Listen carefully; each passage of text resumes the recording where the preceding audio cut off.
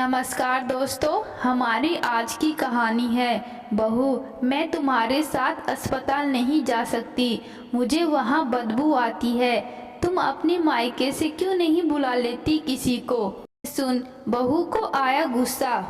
सुनो जी, मैं सोच रही हूँ रेखा के घर जाने से पहले सूखी मिठाई सूखा नाश्ता बनाकर ले जाऊं।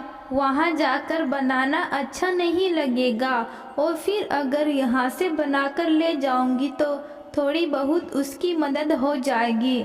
न जाने कितने दिन हॉस्पिटल और डॉक्टर के चक्कर लगाने पड़ेंगे। माँ हूँ, इतनी तो बेटी की मदद कर ही सकती हूँ। आखिर बेटी ने ही खुशखबरी पहले दी तो उसका हक बनता है मुझ पर। आप क्या कहते हैं? ललिता जी अपने पति किशोर बाबू से कहती है। किशोर बाबू बोले, भाग्यवान, ये औरतों की बातें तुम मुझसे क्यों करती हो? तुम्हें क्या सबको पता है? करोगी तुम वही जो तुम्हारी इच्छा होगी।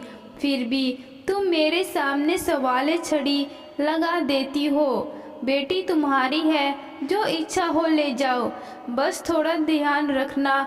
उसके ससुराल जा रही हो, उसके साथ ससुर भी वही रहते हैं। वहाँ माँ होने का ज़्यादा हक मत दिखाना, वरना बात बनने की जगह बिगड़ न जाए। और हाँ, अगर कोई दिक्कत हो तो फोन कर देना, मैं या मानव बेटा तुम्हें लेने आ जाएंगे। पिताजी बोली, आप भी हद करते हैं। क्या मैं नई नवेली माँ बनी हूँ कि मुझे पता नहीं बेटी के ससुराल में कैसे रहना चाहिए, और फिर मुझे वहाँ क्यों कोई दिक्कत होगी जो मैं आपको फ़ोन करूँगी। बेटी और दामाद मुझे बहुत मान सम्मान देते हैं। देखना, मुझे पलकों पर बिठा कर रखेंगे। आप रहना अपने बेटे बहू के साथ, बस ध्यान रखना मेरे पीछे से ज़्यादा चटोरे मत बन जाना, क्योंकि आपकी बहू कितना ध्यान रखेगी पता नहीं। उसे तो बस पापा जी करने की आदत है। किशोर बाबू बोले, भाग्यवान, मैं तो इसलिए कह रहा हूँ कि अस्पताल जाना तुम्हें अच्छा नहीं लगता। तुम ही कहती हो वहाँ बहुत बदबू आती है, फिर अब कैसे कर लोगी? ललिता जी बोली, आप भी हद करते हैं। वो तो बहुत पहले की बात थी।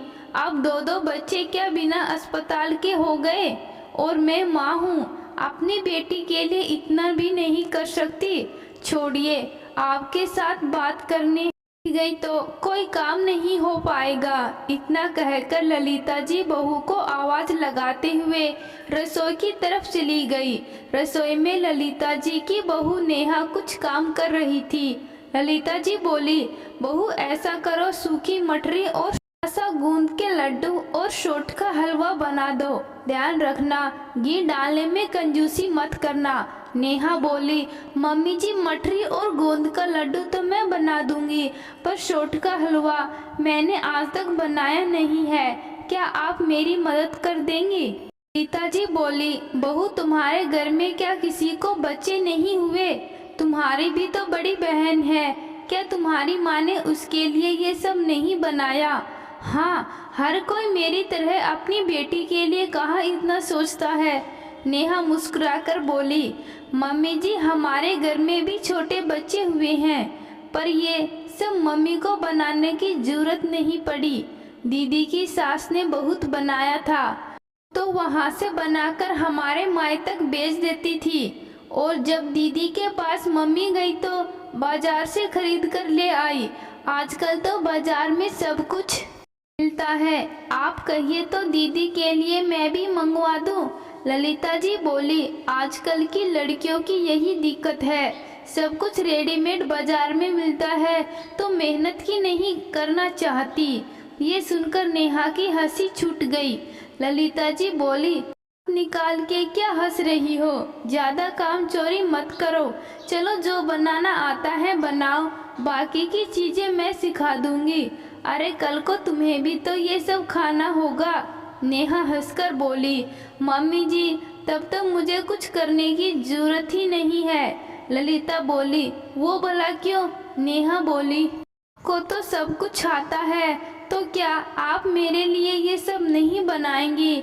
क्योंकि मेरी माँ तो रेडीमेड ही भेजेगी। सोच लीजिए, अगर आप अच्छी चीज़ें मुझे खिलाना चाहोगी तो आपको ही बनाना पड़ेगा।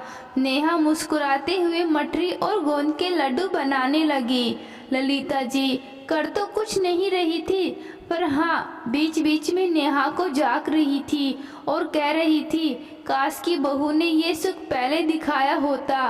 पर क्या किया जाए, हमारे नसीब में तो पहले नानी बनना ना ही था। चलो, बेटी ने कम से कम मेरा ख्याल तो रखा। नेहा लड्डू बनाते हुए मुस्कुराकर बोली, मम्मी जी, अगर आपको पहले दादी बनना था तब तो आपको पहले अपने बेटे की शादी करनी चाहिए थी। आपने बेटी की पढ़ाई पूरी होने नहीं दी और दीदी ने ग्रेजुएशन कंप्लीट ही किया था कि आपने उनकी शादी करवा दी। उनकी शादी को 2.5 साल हो गए हैं, तब उन्होंने आपको खुशखबरी दी। मेरी शादी को तो अभी 1.5 साल ही हुआ है। इंतजार कीजिए, इंतजार का फल मीठा होता है। ललिता जी मुंह बनाकर वहां से चली गई। 2 दिन बाद ललिता जी अपनी बेटी के पास चली गई। करीब 2 से 3 महीने ललिता जी अपनी बेटी और नातिन के साथ गुजारी और फिर लौटकर अपने घर आई। यहाँ नेहा ने सब कुछ बहुत अच्छे तरीके से संभाल लिया था, पर ललिता जी वहीं से पूरी जांच पड़ताल कर रही थी। समय धीरे धीरे बीतने लगा। देखते ही देखते नेहा की शादी को 3 साल हो गए। एक रोज ललिता जी किशोर बाबू से बोली, पहले तो रिश्तेदार पूछते थे, अब तो मोहल्ले तक पूछने लगे कि बहू में कोई दिक्कत तो नहीं है। अगर दिक्कत है तो उसे डॉक्टर के पास ले जाओ। आप क्या कहते हैं, बहू की एक बार जांच करवा दूं? किशोर बाबू बोले, पहले भी मैं कई बार कह चुका हूँ, औरतों वाले मामलों में क्या करो, और ये सब बातें अगर तुम बेटी से कह सकती हो तो अपनी बहू से क्यों नहीं कर सकती? जो बात करनी है उससे करो। इतना कहकर किशोर बाबू वहां से उठकर चले गए। तभी मानव दफ्तर से लौटकर आया। नेहा ललिता जी के लिए चाय लाई लेकर आई, वो भी आश्चर्य से ललिता को देखने लगी। ललिता जी बोली, देखो बहू, मेरी बात का बुरा मत मानना। तुम कहती थी मेरी बेटी 2.5 साल बाद माँ बन गई, पर तुम्हारी शादी को तो 3 साल हो गए। पहले रिश्तेदार सवाल करते थे, अब तो मोहल्ले वाले तक सवाल करने लगे। अगर तुम दोनों को कोई दिक्कत नहीं है तो मैं बहू की एक बार जांच करवाना चाहती हूँ। नेहा आश्चर्य से मानव की तरफ देखने लगी तो मानव बोला, माँ इसकी जरूरत नहीं है, हर चीज वक्त पर हो तभी अच्छी लगती है। ललिता जी बोली, आखिर क्या बाप बनने के लिए भी तुम पंडित जी से मुहूर्त निकलवाओगे? तुम्हारी उम्र में तुम्हारे पापा 2 बच्चों के पिता बन चुके थे और तुम दोनों मुझे दादी बनने का भी सुख नहीं दे सकते। मानव बोला, माँ मैं ऑफिस से बहुत थक कर आया हूँ, इन फिजूल की बातों के लिए मेरे पास वक्त नहीं है। नेहा अब तुम ही संभालो। इतना कहकर वो चला गया और यहाँ आश्चर्य से उसकी तरफ देखने लगी और बोली, ये अच्छा है, हर बार मुझे ही बीच में फंसा देते हैं। ललिता जी बोली, वो फंसता नहीं है, बल्कि तुम अपनी मर्जी चलाती हो। कल तुम मेरे साथ डॉक्टर के पास चलोगी। वैसे तो मुझे डॉक्टर के पास जाना पसंद नहीं है, पर अब परिस्थिति ही ऐसी हो गई है कि मुझे जाना ही पड़ेगा। नेहा मुस्कुराकर ललिता जी से बोली, मम्मी जी ऐसी कोई बात नहीं है कि मुझे डॉक्टर के पास जाना पड़े। अब मैं अकेली तो आपको दादी बना नहीं सकती। आप मेरी बात समझ रही हैं मैं क्या कहना चाहती हूँ। इतना कहकर हंसते हुए नेहा वहाँ से चली गई। नाराज ललिता जी बुदबुदाते हुए अपने कमरे में चली गई। फिर कई दिनों तक वो नेहा से नाराज रही, परंतु अपने बेटे से वो बात करती थी मानो इन सभी बातों के पीछे नेहा का ही हाथ हो। करीब 2 महीने बाद नेहा ने खुशखबरी दी। ललिता जी फूली नहीं समाई। किशोर बाबू बोले, बधाई हो, दादी बनने वाली हो। मिल गई ना खुशखबरी। फालतू में तुम बहू को कोसती थी। तुम भी आखिर पुरानी सास की तरह ही निकली। अब तो तुम्हारी मनोकामनाएं पूरी होने वाली हैं, तो बहू को अच्छे से ध्यान रखना, कोई शिकायत नहीं होनी चाहिए। ललिता जी बोली, मैं क्या ध्यान रखूंगी, बेटी का ध्यान तो मायके वाले रखते हैं, जैसे मैंने रखा था। किशोर बाबू माथा पकड़कर बैठ गए और बोले, लड़की की माँ तो नहीं, उसे बार बार कहती है कि तुम मुझे नानी नहीं बनाई, कहती तो आखिर सास ही है, फिर सास की है। इतना कहकर वह अखबार लेकर बाहर चले गए। समय धीरे धीरे बीतने लगा। नेहा को भी कभी कुछ खाने का मन करता, कभी कुछ काम नहीं करने का मन करता, या फिर आए दिन उसे उल्टियाँ होती रहती थी, परेशान हो जाती थी। एक रोज मानव नेहा से बोला, तुम्हें परसों डेली रूटीन चेकअप के लिए अस्पताल जाना होगा। मैं तो शहर से बाहर जा रहा हूँ, तो तुम माँ के साथ चली जाना और डॉक्टर से मिल लेना। अब नेहा की ऐसी हालत थी कि ललिता जी को ना चाहते हुए भी घर के कुछ काम तो करने ही पड़ते थे। पिछली बार जब नेहा डॉक्टर के पास गई थी तो डॉक्टर ने कहा था, नेहा का ज़्यादा ध्यान रखना होगा क्योंकि इसका वजन नहीं बढ़ रहा है। जिस बात से ललिता जी चिंतित थी। 2 दिन बाद जब नेहा ललिता जी से अस्पताल चलने को बोली तो ललिता जी बोली, बहू तुम अपने मायके से क्यों नहीं किसी को बुला लेती हो? एक बात कहूँ, घर में सब जानते हैं मुझे अस्पताल जाना बिल्कुल पसंद नहीं है। हाँ, मुझे बदबू आती है। नेहा बोली, मम्मी जी अस्पताल जाना किसे पसंद है? आप को ही दादी बनने का सुख चाहिए था। अब आप अपने वादे से मुकर रही हैं। जब दीदी माँ बनने वाली थी तो आप उन्हें अस्पताल भी ले जाती थी और घर के सारे काम भी करती थी। उस वक्त तो आपको कोई दिक्कत नहीं हुई। जब आप बेटी को अस्पताल ले जा सकती हैं तो बहू के लिए डॉक्टर से मिल नहीं सकती? नेहा नाराज होकर अपने कमरे में चली गई। किशोर बाबू आए और बोले, ये तुम क्या कर रही हो? अपना बुढ़ापा खुद क्यों बिगाड़ रही हो? हाँ, तुम्हें दादी बनने का शौक था और आज बहू को जब तुम्हारी जरूरत है तो तुम अस्पताल जाने से इनकार कर रही हो। आखिर क्यों? ललिता जी बोली, देखिए ऐसा नहीं है कि मैं उसके साथ अस्पताल जाना नहीं चाहती, पर मेरी भी अब उम्र हो रही है। छोटी छोटी बातों पर मैं नाराज हो जाती हूँ। मैं जब भी उसके लिए कुछ बनाती हूँ वो मेरा मन रखने के लिए खाती हैं, फिर उल्टियाँ करती रहती हैं। किशोर बाबू बोले, तुम अपनी बहू का स्वभाव जानती हो। अगर उसे तुमसे परेशानी होगी तो वो तुम्हारे सामने कह देगी। ललिता जी बोली, आप नहीं समझेंगे।